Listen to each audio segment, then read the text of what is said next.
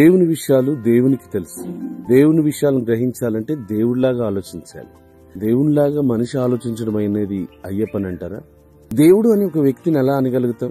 ఒక వ్యక్తి మనం ఎన్నిసార్లు అన్యాయం చేసినా, ఎన్నిసార్లు అబద్ధం చెప్పినా, ఎన్నిసార్లు మోసం చేసినా క్షమించగలుగుతున్నాడంటే అతన్ని దేవుడు అంటాం. ఎందుకు? అంతలాగా ఎవరు క్షమించలేరు.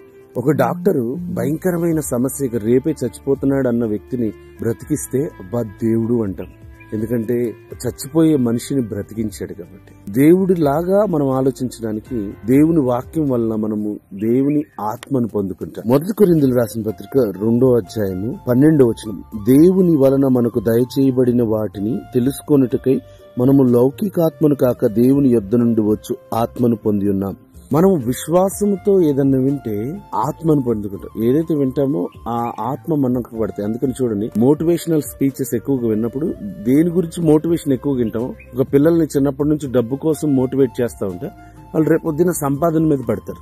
దేనికోసమైతే మోటివేట్ చేస్తూ మోటివేషన్ తోటి ఆశతో వింటారో ఆ ఆత్మను పొందుకుంటారు. లోకంలో ఉన్న వాటి పట్ల ఆసక్తి కలిగి లోకంలో ఉన్న వాటిని విన్నట్లయితే లౌకికాత్మను పొందుకుంటారు.